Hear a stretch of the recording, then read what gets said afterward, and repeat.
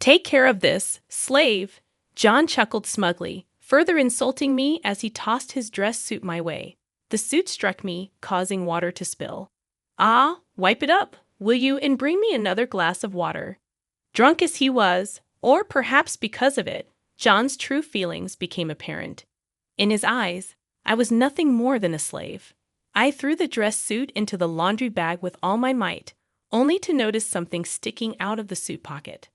Unfolding the crinkly, tightly folded paper, he had instructed me to take care of it, and so I intended to do just that. Beyond wondering why such a thing existed, I felt as if this was my ticket to freedom, an escape from all the irritation and dissatisfaction I experienced with John. I rushed out of the house and promptly submitted the divorce notice to the office. My name is Vanessa Owen, currently 50 years old with 2 children, Nicole, my firstborn, followed by my son Matt.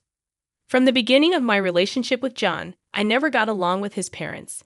Despite their disapproval, I loved John and believed we could be happy together. We eloped, defying my parents' objections, and started living in a small apartment.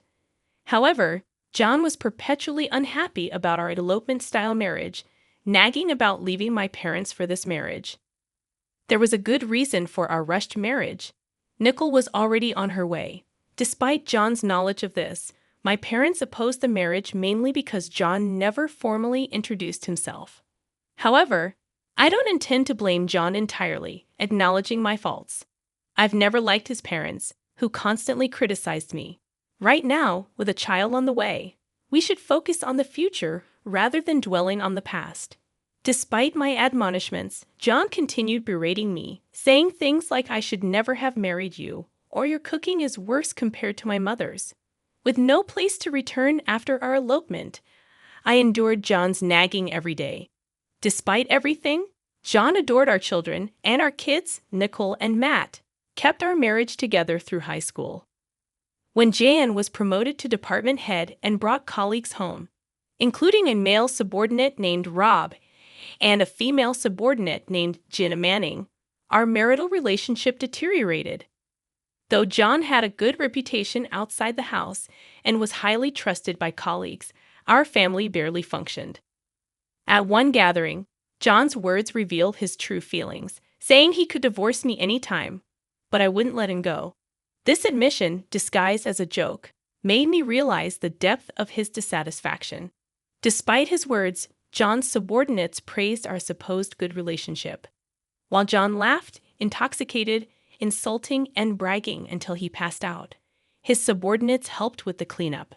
As we cleaned up in a friendly atmosphere, Jenna spoke up, revealing that the director actually praised me at work. Unbelievable! I laughed, and Jenna chimed in, it's true. He always says his family gets along well. The president admires that too. The president values family in that regard. The director is always praising his family, so the president tells everyone else to learn from him. That kind of joke earlier only works if there's a good relationship, right? Gina, seeming a bit tipsy, happily chatted away about John's behavior at work. If that's true, that's good, I repeated, forcing a smile. I muttered under my breath, trust was long gone between us. I quickly realized that John was just saying those things to make himself look good. I've heard that good liars mix a bit of truth in their lies. Jan was probably deceiving his colleagues in the same way. I didn't know if it was his nature or a calculated move. But this made me truly despise Jan. I disliked how he shamelessly used the family as a facade. However, our children were still students, and I wanted them to go to college. As John said, think of the children. I couldn't divorce him. However, Jan had never brought up divorce either. We were just living life without making waves. In this life, our children grew up honest and cheerful. Nicole graduated from a local university and joined a nearby company. 3 years later, Matt, who had left home for university, also found a job locally and decided to return home. I was genuinely happy that the children were coming back, and when both became working adults, it felt like a weight was lifted off my shoulders. Then another happy event occurred.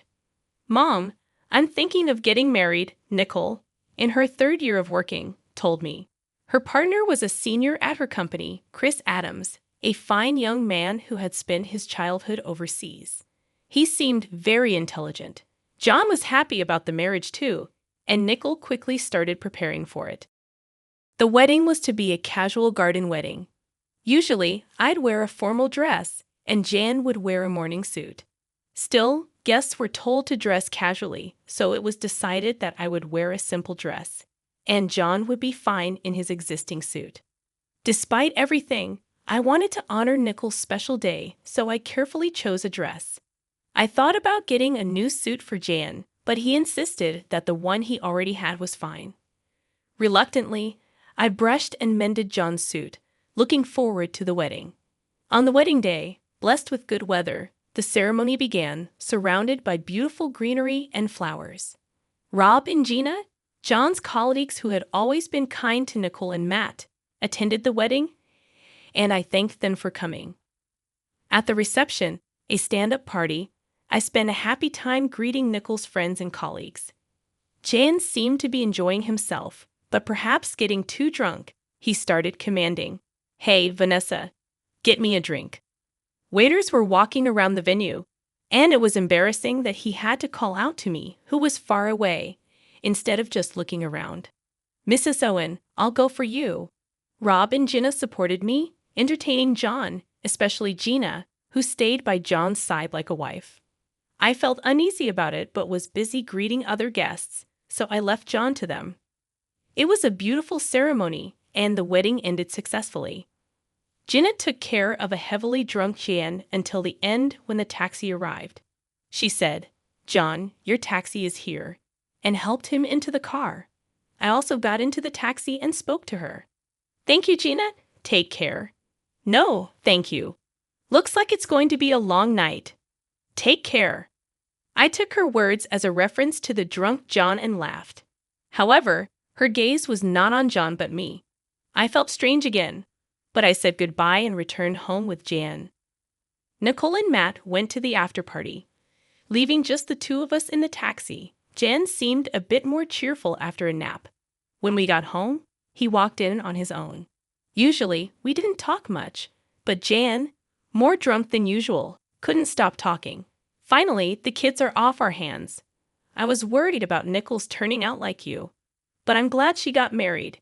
He belittled me as usual. John lay on the sofa. "Vanessa, water," and then he arrogantly ordered me around. I sighed inwardly and went to get in water. "Here's your water. Take off the suit if you're going to sleep. It'll get wrinkled." I said that and put the water on the table. John, getting up, said as he undressed, "You're really useful.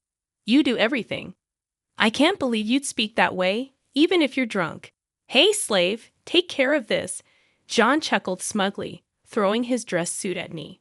The suit hit me, causing water to spill. "Ah, wipe it up, will you, and bring me another glass of water." Whether drunk or not, it must be his true feelings.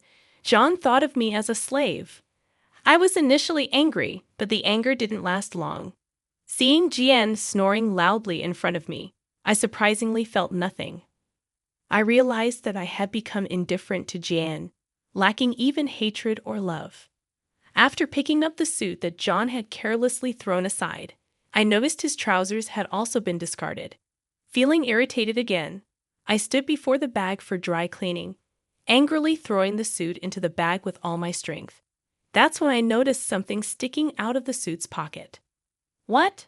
I muttered to myself, surprised, and pulled it out. It was a piece of paper, crisply folded. As I unfolded it, I had to cover my mouth in shock. At that moment, I remembered Gina's words about the night being long, so that's what she meant. Realizing this, a smile involuntarily formed on my lips. He said to take care of it, so I should, right? I could hear the excitement in my voice.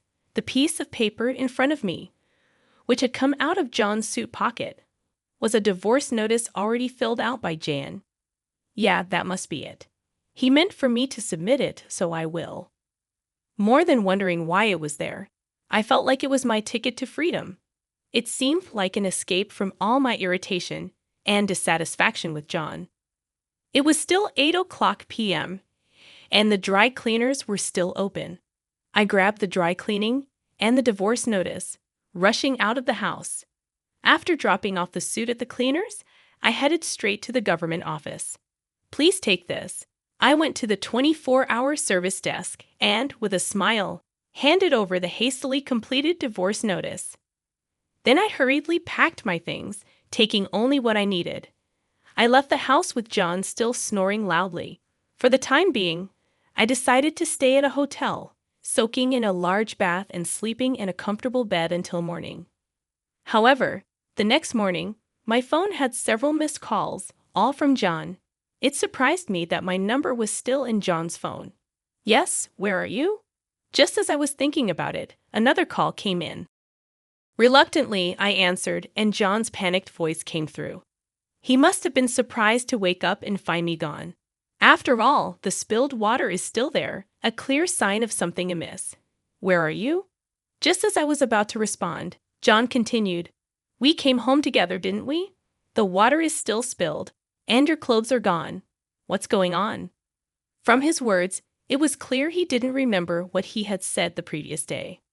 I sighed and said, You told me to send the suit to the cleaners, right? Well, there was a completed divorce notice in it.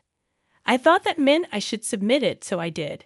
John erupted on the other end of the phone, yelling, What? How dare you do something so reckless? Do you realize what you've done? I was surprised by his reaction, but no matter how angry John got on the phone, it didn't bother me. You're so loud this early in the morning. I'm about to have breakfast at the buffet. Bye. Probably there was nothing to eat at home since I'd always prepared breakfast every morning. There was neither bread nor cereal stocked up. Nickel was likely at the hotel given as a wedding gift, and Matt wouldn't wake up until afternoon, having probably stayed out late drinking. John must be panicking alone in a house without food. With that thought, I savored my delicious breakfast. After breakfast, I immediately went to look for an apartment at a real estate agency. I didn't have the luxury of choice. I urgently needed to find a new place to live, but thankfully, I stumbled upon an apartment just a few blocks down from Nickel's new place. Moreover, the real estate agency was hiring part-time staff. I found both a home and a job that day and felt immensely grateful to the company. On my way back to the hotel, I received a call from Matt. Mom, where are you? Dad's making a fuss.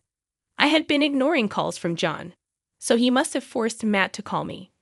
Matt's voice still sounded sleepy. I've divorced your father. I'm leaving the house, so take care. What? What do you mean? Matt sounded surprised by my words. Anyway, I needed to explain everything properly to my children. I decided to call Nickel that day and explain everything at the house. Why'd you suddenly call me here? Nickel looked anxious, understandably so. Yesterday was the peak of happiness, but today she was called to the house for something serious. She must have known it wasn't just a casual conversation.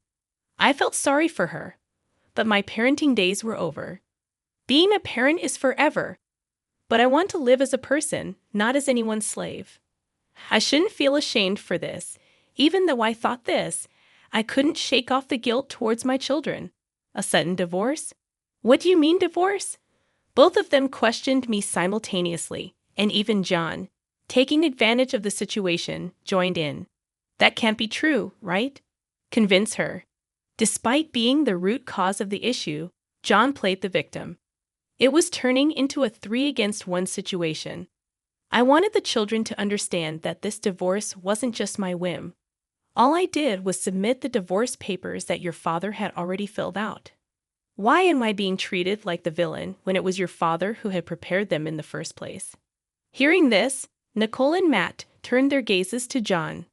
Caught off guard, John frantically searched for an excuse. A villain.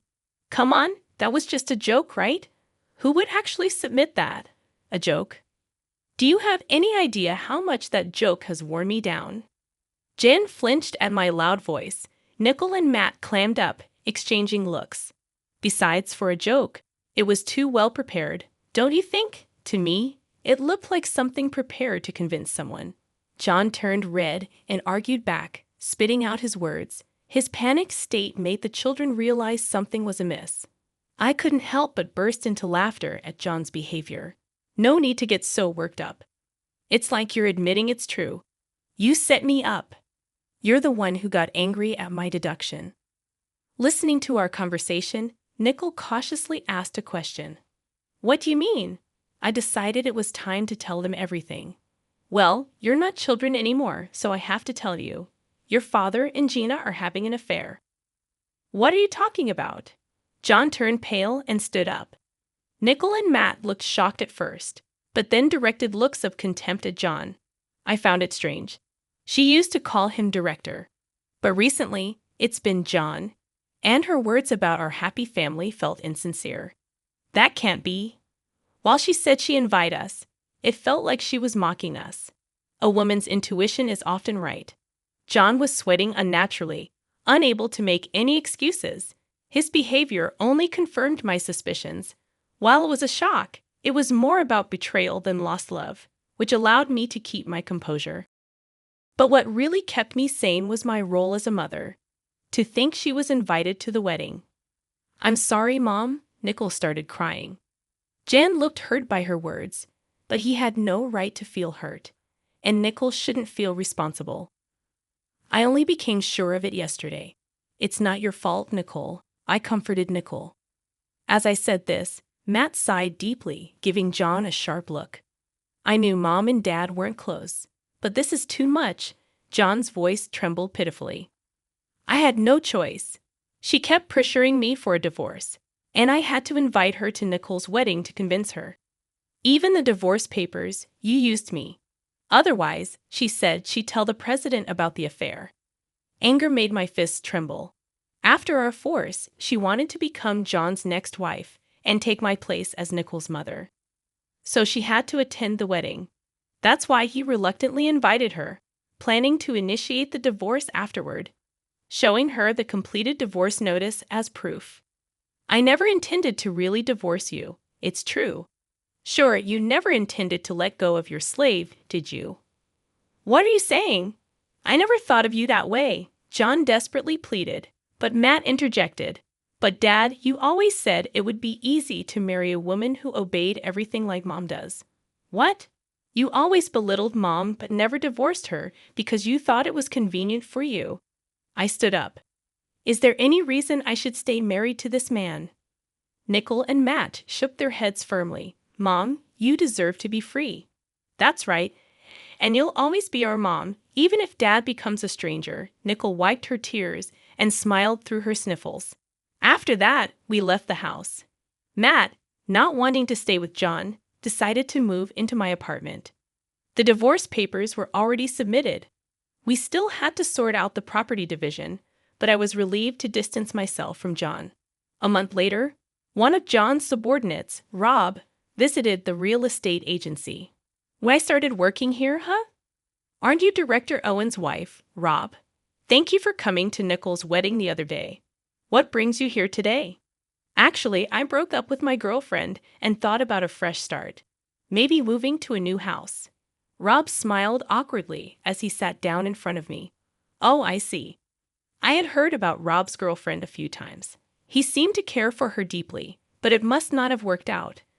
Wanting to cheer him up, I responded with a smile. We found a suitable place, but since it was lunchtime and the person in charge of viewings was out, we scheduled a viewing for another day. By the way, when did you start working here? Director didn't mention anything about it. No, really, we got divorced. What? But last week at the dinner with the president, John was talking about planning a family trip. Rob was shocked, and so was I. John was still spreading such nonsense. He would undoubtedly continue using the family to get closer to the president if I stayed silent. I decided to tell Rob the whole story. John and Gina. That's unbelievable. Rob turned pale. His reaction was oddly striking. He slowly opened his mouth. My girlfriend was Gina Manning. I gasped, not expecting that Rob and Gina had been dating. Rob muttered, I can't forgive them. I silently watched him. Mrs. Owen, I can't forgive the two of them. I'll inform the president. His determined gaze met my nod of agreement. I felt the same way. I refused to be manipulated by John any longer. Rob left the shop, saying he'd come back for the viewing another time. He had my contact information from Nicole's wedding. I was sure he would contact me eventually. That day after work, as I was heading home, Rob contacted me immediately. "Mrs. Owen," I told the president. His voice was much more energetic than the time we met, made me smile. The president was furious, betraying his family and having an affair with a subordinate. Both of them will be dealt with. Really? That's great. Now we won't be used by them anymore. Those two deceived everyone, the family, the staff, even the president. They were called into the president's office right after I left. Imagining the scene, I couldn't help but smile. Even though they were no longer a part of my life, I couldn't accept them getting away scot-free. "Thank you, Rob. You will surely find happiness." I sent this to Rob, feeling like it was something I also wanted to hear. Eventually, Jan and Gina's affairs spread throughout the company, especially John, who had always boasted about his happy family life, turned out to be a scoundrel who preyed on a subordinate. He was demoted 3 ranks from director to an ordinary employee. At home, he had no family waiting for him. For a man over 50, it would be interesting to see how he would live from now on. Gina resigned, probably due to the scrutiny.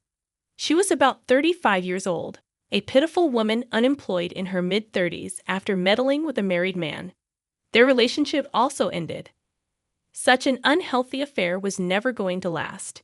Gina had pleaded with Rob, but he firmly rejected her. Feeling relieved, his reaction made me feel relieved too. Afterward, I continued to live peacefully with Matt in our apartment. 2 years later, Matt told me he was getting married. "Just when I thought I'd be alone," he said, "Mom, let's live together now. I'm looking forward to the birth of my grandchild." Living with Matt and his wife, Nicole, is also doing well as a mother of one. The fact our family keeps growing brings me joy. I reached out to my elderly parents whom I hadn't spoken to in a while, told them about the divorce. They said, "Bring the kids over sometime." And I felt endlessly sorry and grateful to them. I plan to make up for my past mistakes by being filial to my parents and continue to be a reliable mother, always there to help my children.